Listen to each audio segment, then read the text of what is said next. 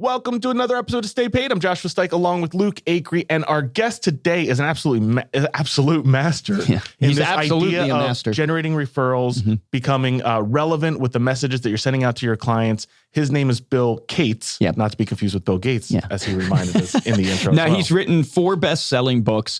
He has spent his career in the financial services industry, really teaching people how to get referrals.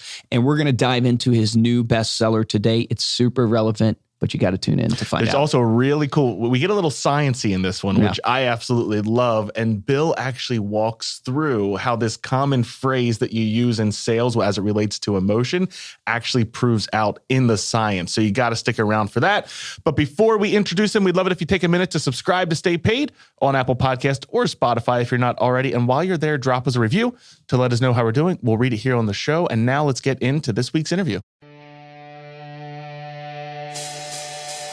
From Reminder Media, this is Stay Paid, a sales and marketing podcast on a mission to help you close more deals and retain more business. Hosted by the VP of Marketing, Josh Stike, and Reminder Media's president, Luke Acree.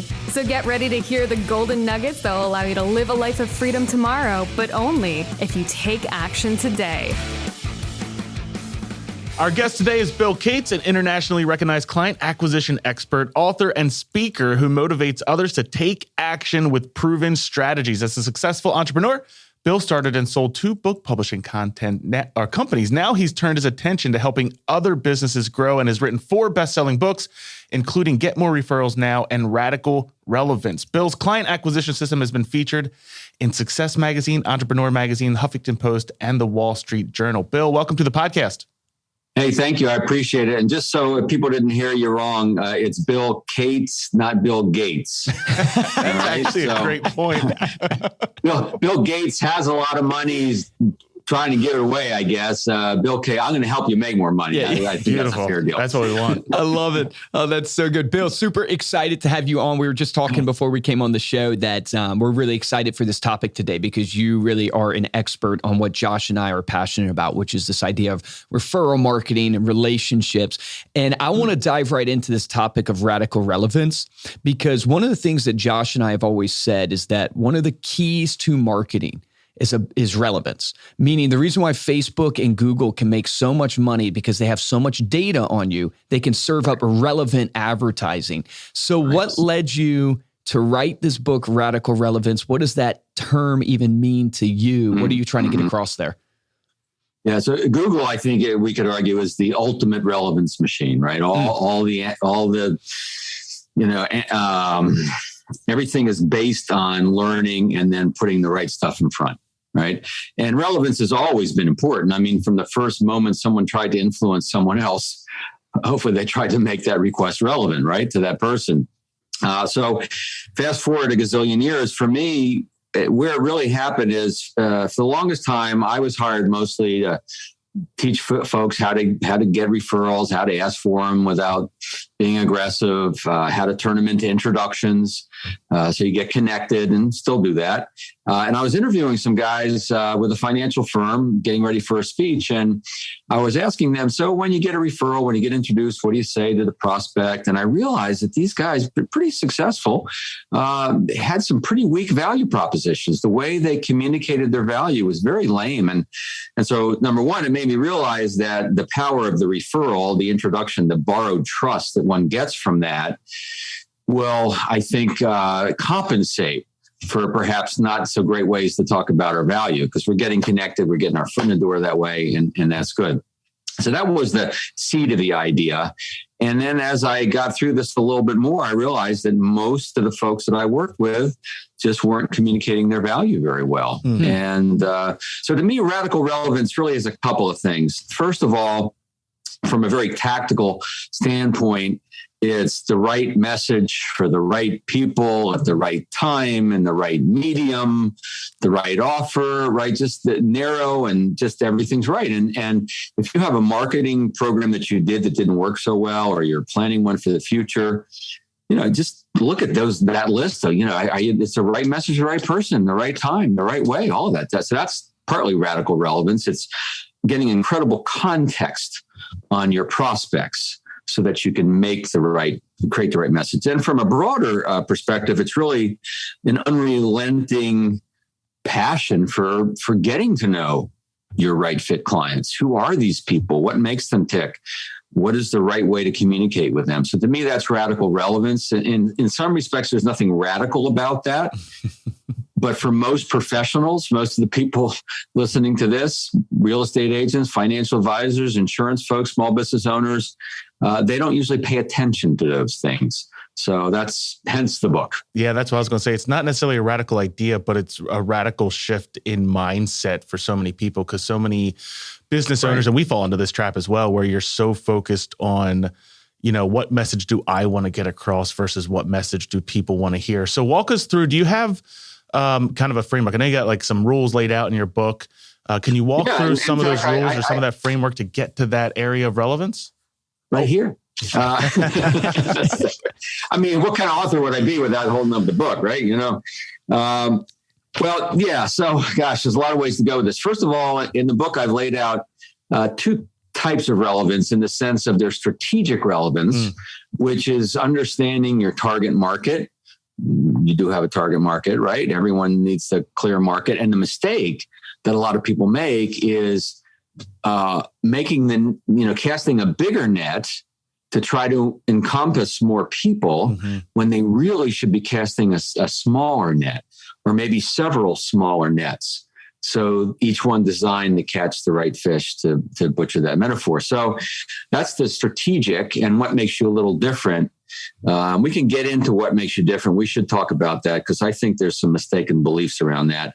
And then finally, the tactical relevance. In other words, how it shows up. How you take those principles. So we do have 17 rules of radical relevance. I'll give you a couple here and we can keep going with this. First of all, the first one I kind of covered in a way. The shortest route to relevance, the shortest route to being relevant to someone you don't know is an introduction from someone they do know. Borrowed trust of an introduction. It's hard to get more relevant than that. Now, what you want to do is you want to make sure that person who's introducing you informs you about this prospect. You learn about these people so that the introduction and then your follow-up to that introduction is as narrow and personalized and relevant as it possibly can be. Rule number 2 is give your clients or customers a seat at the table. And what I mean by that is when you're working up marketing programs, when you're working up websites, LinkedIn profiles, anytime you're working on talking about what you do, talk to some of your clients. Don't just do it in a vacuum. See how they react. Yep. I'll tell you, sometimes you get some incredible things. You're learning from them. I'll give you 2 examples. In my own business, I was doing this at one point, and a guy named Michael Schmitz, a leader of a financial firm out on the West Coast, said, well, I tell people that Bill Gates makes asking for referrals as natural as breathing. Oh, that's pretty good. I wouldn't have thought of saying that. That came from a client, right? Michael, can I use that? Yeah, I'll quote you. Okay, fine. And I was working with some advisors, coaching them, and they had a client. They were doing the same exercise. And the client says, when I think of you guys, I call you guys the dream makers. And they go, oh, tell us more about that, right? Well, you helped me fund my dreams. You told me that there's nothing worse than an unfunded dream. And that's what you've helped me do. And they go, that's it. This is a client who appreciates us for the value that we want to be appreciated, right? And you do that by giving your clients a seat at the table to help you with this. That's a couple of them. No, that's so good. We had, who was it? Dan Allison? Yeah, Dan Allison on the show. Characteristics of referral sourcing. He laid out that I thought was really powerful, something along the similar lines. He goes, man, businesses pay tens of thousands of dollars for consultants. Which, not beating up consultants, right? I have my own feeling on consultants. No, keep it coming. But yeah. But tens of thousands of dollars. But they never consult the actual clients that they have. And the clients that they have can tell you more about the experience, more about what they loved, more about what they hated, probably than a consultant ever could from a relevancy standpoint. And so I think that's a powerful golden nugget that you've laid out, is just like, go give your client a seat at the table, because they're going to tell you what they loved and what they didn't love. And it can help you refine that experience, which ultimately results in hopefully more referrals, more repeat business. Yeah, and sometimes there's actually a disconnect in larger companies, or the disconnect between marketing and sales. Sometimes the marketing department doesn't even talk to the salespeople who are on the front lines working with the clients, right? Let alone talk to the clients. Smaller companies, like financial advisors, for instance, often have an advisory board. And they meet with that advisory board maybe a couple times a year. And that's part of that, giving them a seat at the table for their marketing as well as their operations and processes. So yeah, no question about that. And you learn so much. We can make our best guess, right? We certainly know our clients well enough to make some pretty good guesses. And we're doing ourselves and them a disfavor if we don't go to the next step. And it's really all about empathy. So I want to emphasize that a little bit here. When it comes to marketing and sales, it's about empathy. So empathy, different than sympathy, is an understanding of an appreciation for someone else's situation. And so whenever we talk about what we do, whether it's a headline on a banner in a website or could be a first sentence in an email to a prospect, they need to start to see themselves in our messaging. If they start to say, yeah, she's speaking to me, I get that. That's when you're starting to pull them in to your story. And so they're the hero, get them in that way. And then you can start to talk a little more about yourself, but always in a way that they see themselves in that story. I love that. That was a revolutionary concept that I learned from Donald Miller from the Story Brand book, is that idea of you're not the hero. And it's not about you, which is obvious when you say it out loud. But when you then go look at your marketing and your sales pitches and everything you present, you go, wait a second, I'm presenting myself as the hero, as Superman, as myself as the person who's going to ultimately be your success versus making that client the hero. I'm curious, on chapter 3, you title it The Neuroscience of Relevance.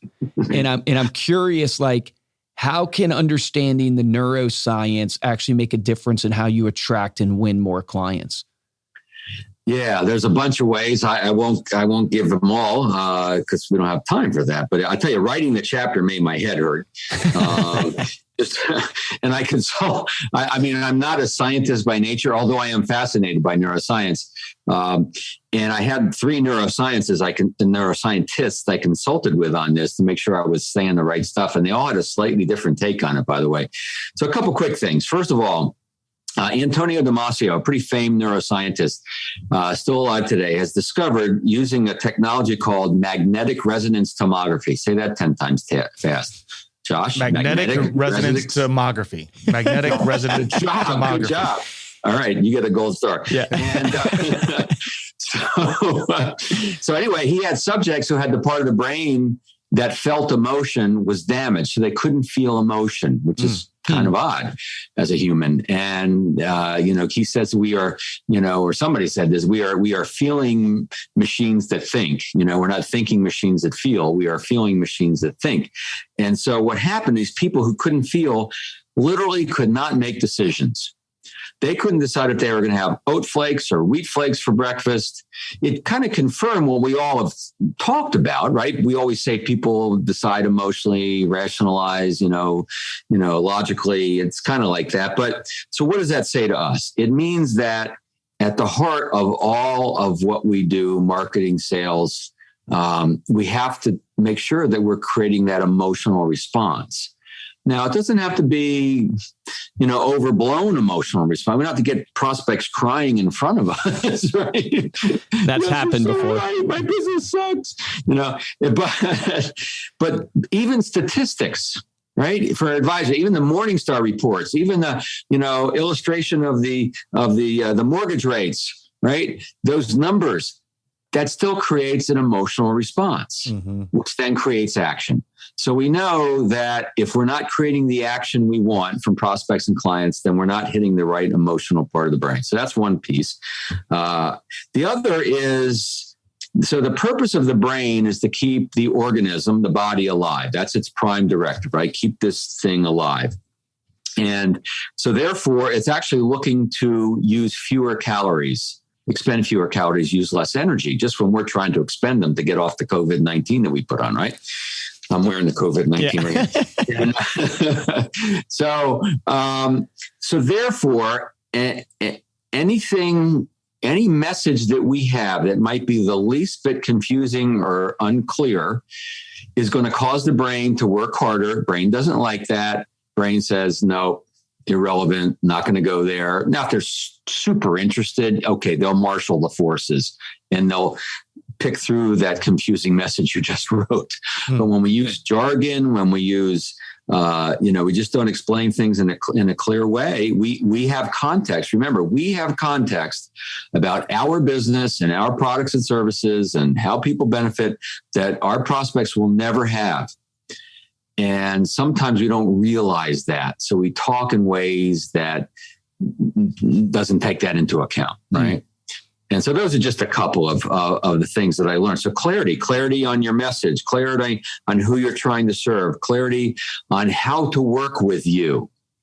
Meaning, what is step one in working with you? Yep. What is step two? There's a term called cognitive fluency. And what it says is if a prospect isn't quite clear on what it looks like to work with you, they will assume that it's complicated and won't go there. Yeah. Yeah, that's totally unconscious. So I know that's a long answer. I'm sorry, but no, those are some things I learned. That is fascinating that they have proven that people that can't feel emotion can't make decisions. Yeah, like that is so fascinating. Crazy. And I've it really, heard of that. You always hear like, well, people buy on emotion. Yeah, but I never heard the study before. The actual study that the science. Exactly. Finally, it's like, and so then I get asked, in my seminars and stuff, so how do these people live? I said, well, habits. They do remember habits. Yeah. And what's stocked in their pantry, et cetera. Yeah. And then often they create checklists or someone helps them with a checklist. Yeah, that's to know that they're doing what they need to do to get by. Well, let's get into that simplicity. The second part of that obviously was making your message simple and making your value proposition, I imagine, simple as well. What's the steps that someone would take, or do you have any sort of formula that people can use to really get down to that unique selling proposition? Yeah. So I'd say one of the first things one needs to figure out is what is the problem or the problems that you solve? And are these problems critical or aspirational? Mm-hmm. Are they blatant or hidden? And let me explain. So let's take life insurance, because I know you have some life insurance folks that follow you guys. So life insurance, we know that it's pretty critical for most people to have life insurance in place, because God forbid something happens, family could lose the home, et cetera, right? So, but a lot of people see that as aspirational. Yeah, someday I'll get it. Yeah, I know I need more. Okay, So if your prospects see the problem you solve as aspirational, they might meet with you, they might not. They might talk to you about it, they might not. But if they see it's critical, if you help them move it from aspirational to critical, then guess what? If people have a critical problem, they'll often move heaven and earth to fix that, right? They bleed all over us because they know. So when they know they have a critical problem, this is where we want to play the most. For our business, we want to play in that space of that quadrant of blatant, meaning they know they have a problem, and critical, it's got to get fixed. They're bleeding money, they're missing money, there's a tax deadline with the IRS, whatever it is. And so once we have that frame and we just speak to that and we solve that problem, actually our messaging gets a lot simpler, a lot easier. We're not trying to solve all the problems all at once. One of the biggest mistakes people make in LinkedIn profile, website, collateral materials, email, is they try to put everything all in one message. 100%. They solve all these problems. They have all these solutions. They pick one. Well, again, back to Donald Miller, confuse, you lose. So they won't pick any. Mm-hmm. I'm curious to get your thoughts. Like when you're developing a value proposition, and, you can focus on trying to hammer home the pain or hammer home the reward, right, that someone is going for. Which one do you find tends to work better? Like for us, we're helping people keep in touch with their database so they never miss out on a referral or a repeat transaction again, right? But do we hammer the pain of, you're missing out on referrals because you're not following up? And the reason why you're not is because you don't have time. right? And you're not sure what to send, when to send it, how to send it? Or do we focus on the opportunity that's there? You could make $50,000 more this year that's in your database. You know what I mean? I'm not sure if that's making sense, but like, because this is a real struggle even for Josh and I of going like, we could go the pain route of you're losing money, or we could go the joy route of imagine making $50,000 more this year. What would that mean for your life? So the answer to that question is yes. Yes and yes. Yes and yes, right? That's a simple answer. All right, back to some brain science, if it's okay. Yeah, absolutely. All right. So approximately 6 times a second, pretty fast, right?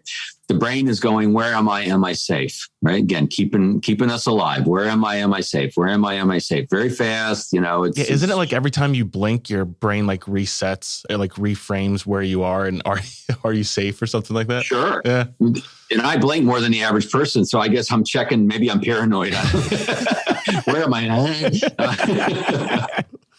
Sorry, can't help but have fun with you guys, right? I love it. All I know is I'm missing the black headphones with a red band on it. These are our Beats headphones. We did it just because we think it's cool, Yeah, we wanted a Beats sponsorship. It's very cool. I just want to know if you guys ever have arguments about Mac versus PC.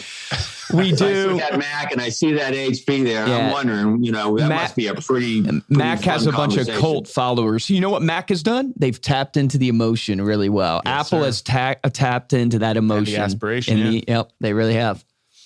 They've become, although Apple has become the big brother they railed against way back when. You guys are too young to remember that. But anyway, so to answer the question, 6 times a second, where am I? Am I safe? All right, so that's the prime directive. Second is 3 times a second, is there an opportunity? The brain does like to learn. The brain does like to grow. The brain does like these opportunities, but not quite as much as staying safe. So when it feels safe, then it expands. All right. Now, I believe that the problems and the opportunities that you're mentioning really are, the flip side of the same coin. You solve this problem, you create the opportunity, right? They're really kind of the same thing. And what we don't know about any given prospect is what's going to motivate them. So that's why I said yes and yes. I think we want to do a little both. And I tend to lead with the problem. I want to express empathy for the problem, and then also share the opportunity. When you solve this problem, here's what the transformation looks like.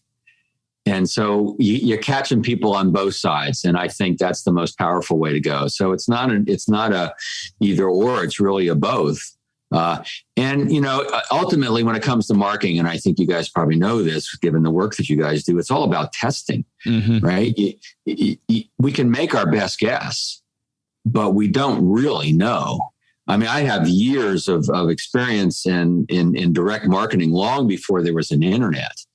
And, the joke with direct marketers, they'll say, well, all right, it's got a blue headline. It's pulling this. Let's change the headline to red and see if it pulls more or less. Oh, you change the headline to red, it starts to pull more. Why? I don't know. It just does. That's our control. Now let's try green, right? So you can guess and guess and guess and guess, but ultimately, if you don't test it, you never really truly know. Yeah. So that's why I recommend testing a little bit. And we do that with our email headlines sometimes. We'll send out an A/B test, and the only thing we change is the subject line, for instance. Everything else is the same. So we know what, if anything, made a difference. And sometimes it doesn't make any difference. It's spot on. I'm glad to hear you say that too, because it affirms in my mind, because my gut and heart has always leaned towards the pain and the being safe. And because, I think it is the primary directive of what people do, but I do believe it's here's the pain. And if you solve it, you get these results. So I'm right there with you. That's what I've seen in my experience. I'm curious, in the first chapter of your book, you tell a story of how one of your clients achieved 900% growth in 7 years. It was a pretty inspiring story. Can you kind of give the synopsis of that here? Yeah, sure. Nancy McKay up in Vancouver, Canada, runs a firm called McKay CEO Forums, and she helps CEOs get together with peer groups. Masterminds are sometimes called, right? So it's CEO peer groups. And when she came to me, she had 100 CEOs in her groups. And so we're talking about 7,000, 8,000 a CEO. So, she's doing pretty well. She says, I want to do better. I'm on a mission. I want to populate the world with more enlightened and better, CEOs. Because when the CEO is better and they're better at their job, then it affects the employees and it affects the customers. It affects everybody, right? Mm-hmm. So she wanted to expand in two ways. She wanted to expand with more CEOs in her groups, but then she also knew to leverage, she had to have other chairs, other leaders of the groups. So we helped her develop a referral program for both getting more CEOs into groups and helping her chairs use the referral process to fill those groups, and then helping her get more chairs over time. And so, I went to Vancouver many times. We did some video training, some audio stuff that everybody goes through our system. And in 7 years, she went from 100 CEOs to over 1,000 CEOs. All through referrals? Virtually all through referrals. Mostly invitations to an event, invitations to a sample peer group, either a lot of people or just one particular group, but it's still referral through centers of influence, right? So through other consultants, people who know, and then through their own members, and their own members wanted the right people in the group. And just like an athletic team is always looking for other players in case they lose one, or other coaches in case they lose one. They have a bench of people, and it's all referrals and mostly introductions to an event. I love that. One of the reasons why is because we keep hearing over and over again. The surprising thing to me on this podcast, because I've lived and breathed referrals for over a decade now, and my strategies have always been touch point based. But doing this podcast has really opened up my eyes to events, to in-person events, having the ability to get your client, your raving fan, to have an opportunity to invite one of their spheres of influence to an event. We had someone on, and the name is slipping me, that did golf events. And there was a financial advisor, they would do a golf event, and they would have someone in their group or one of their clients invite one of their friends for a free round of golf.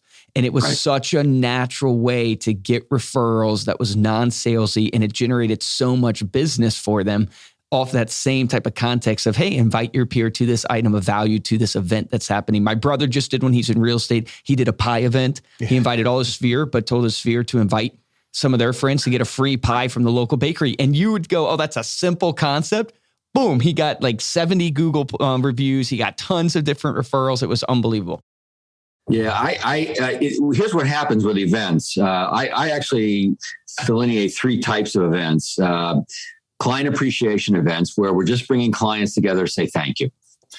And that alone has a lot of value because it's, and to use another fancy term, congruency theory. So what it says is, when your clients who love you, trust you, appreciate you, know your value, all that, get together with other people who like you and trust you, what's the net result? They all leave liking you and trusting you more, right? So it's all reinforced. So just from a loyalty standpoint, right, which is a big part of what you guys do, helping create that loyalty and referability, well, guess what? That event will do that. Now, if they bring a guest or not, that's kind of icing on the cake. So then we also have special invitation events, which is the purpose of the event is for introductions. It's not just to say thank you, but it really is to bring someone to introduce in a social setting. I love it. Or it could be an educational setting. And then finally, a celebration event.